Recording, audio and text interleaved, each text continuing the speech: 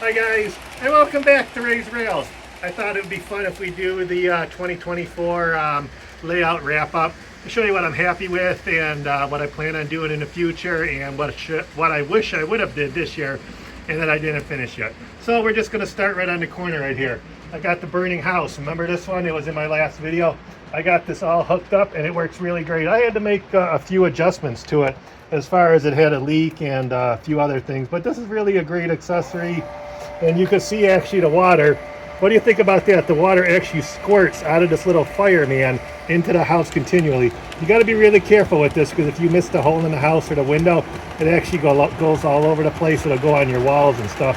But you can see the water's coming out, is smoking, and it has the effects like it's a burning house. Man, you can actually see how this water goes.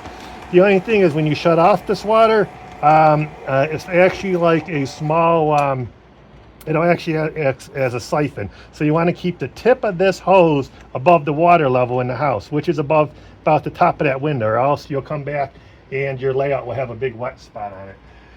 You can see I still have this accessory here. It works really great. One thing here is I had one of these little lighted figures. It used to be on the layout here. That light in that figure went out and I couldn't get it fixed. So I just took that figure off the layout. So maybe this year I will put a different figure in a spot, and that'll look pretty good.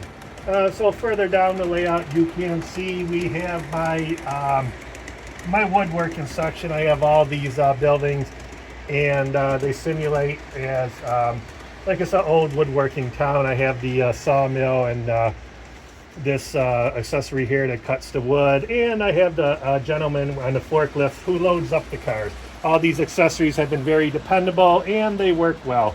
You can actually see here I still have my I have the old horse corral here. That works really good. That seemed to be a big hit this year. The kids liked it and it's running reliably. I'll show you one more time how the horses go around.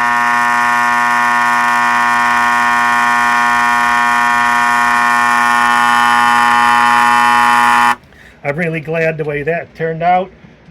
In my one video, you can see how I installed that into the table. That was really well worth the time, and I would recommend anyone doing it. We're going to come around further down the table here, and you can see we have my barn with the corn in the middle. That's still coming out pretty good. I have a few more packages of corn, and I will be putting those on a table. I put about, I don't know, about 64 of these on already. They're made by JTT, and I think they work really good.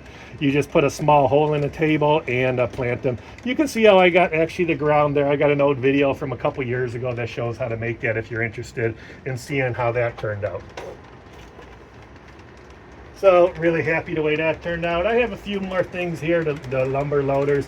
Underneath the bridge over here, you can see I have a new truck. I purchased that this year, and I put that in there. You can see how it looks like it's coming out of the tunnel there. That's a nice little detail.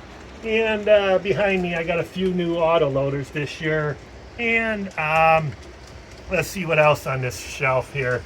I have my Tyler doll. He's the 100th. He was made for the 100th anniversary of Lionel Trains. He's made by the Danbury Mint, so he's sitting on his shelf. I told you I was going to find a nice place for him. I made a little background for him, and I think he looks there. He looks pretty good there. He looks over the layout. You can see on this side of the layout, I have I'm working on my junkyard here. I have this water tower here. This is not hooked up. I'm going to put it in this general area, and I think that'll look pretty good. But I have my as you can see here, I have that junkyard. I put a few more pieces in that yard, and I bought this little collection of wheels and other miscellaneous pieces, and that's coming out pretty good. And you can see I have my cars here. I purchased this car at a local train show along with this one with the cylinders on it, so that came out pretty good. And the crane actually works pretty good. I made a video of that this year. Moves along the track here, it spins around, the magnet turns on and off, so that's pretty good. One other thing is my Space and Military set on the shelf. This shelf here, I had this Santa Fe engines. They're pretty beat up, and I wanted a 2500 series passenger cars to go with them. You can see behind there, I picked up these 4 passenger cars. They're mismatched, but they're all the 2500 series, and I'm pretty happy with that. That's just I don't know, a lower grade set. I run that set a lot, so if it gets binged around, I guess we'll be okay with that.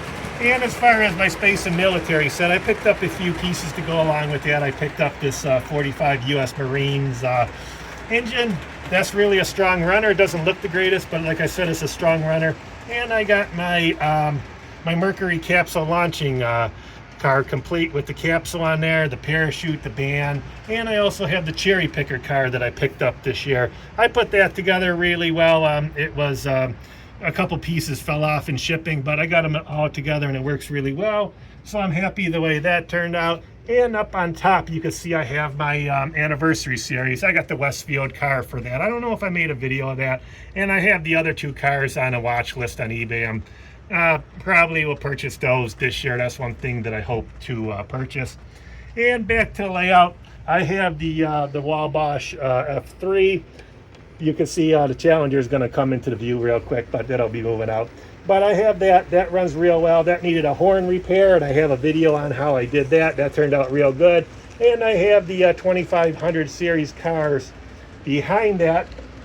In the future, I hope to pick up the baggage car with the large doors. That would be great to have on this set. I came pretty close to buying one this year, but I just couldn't pull the trigger. Also, I still have the 773 Hudson. That engine I'm still really happy with. I probably bought that one about 2 years ago. It still runs real good. It doesn't get very much run time. I run it a little bit just to keep it lubricated and the fluids moving around in there, and I'm really happy with that. You could see another thing I did. I installed a second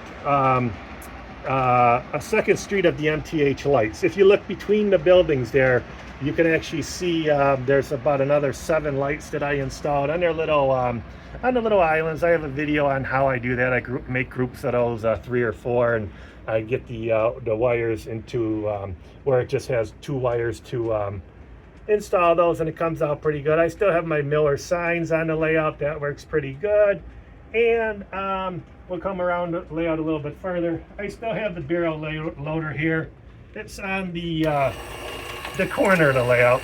I thought I'd get a little bit further with this, but it still works real good, and it's ready to go when I want to put it in a more permanent location. And as you can see, you come around the layout here, I have my circus tent. That's doing real good. And I have the little guy that's the Carnegie Center motto. He takes a couple swings with the sledgehammer at his little game here and tries to hit the bell. You can see you get 2 chances for $1, it looks like. He usually does better on the second time around. You can see that little thing actually hits the bell. Everyone's really happy, and you get the little chime. And you can see the circus tent's really good. One thing I did think about this year, I found a steel bill for the empty space behind the circus tent. I plan on removing that grocery store there in the church and putting it in a different location. As far as the steel mill that I found, I thought about it. I went back to the train show the second day, and it was just a little bit too big. So I'm definitely going with a ballpark there, and that's what hopefully you'll see in next year's video, 2020, at the end of 2025. And you come around this and the layout here. I still have the water here. I like the way that turned out, and I think I'll be leaving that for now. And I don't know if I showed this in my other video. On this side of the layout, I put a little siding here so I could park an engine here. I got my Decapod on there. That way, I like these sidings because that way I do not have to handle these engines. I could just put them on the siding and they stay there. I find I damage the engines a lot if I try to take them off, put them on a shelf, and try to put them back on the tracks. One other thing I have, I got for Christmas this year, I got this dry erase board.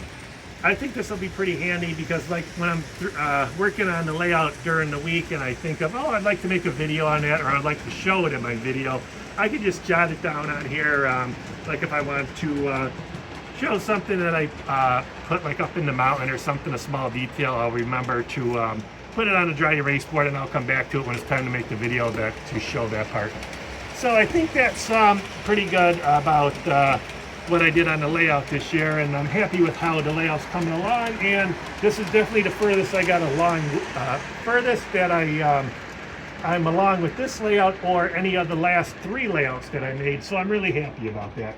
So until next time, yeah, I actually missed a couple train shows too, and the next one I have a conflict too, so I won't be going to. So that'll probably be it on the videos for 2024, and maybe I'll get something on eBay, or next train show I'll go to find something good to show on the layout. But that's probably it for 2024 with Ray's Rails. Thanks a lot for all my subscribers, and thanks a lot for watching Ray's Rails.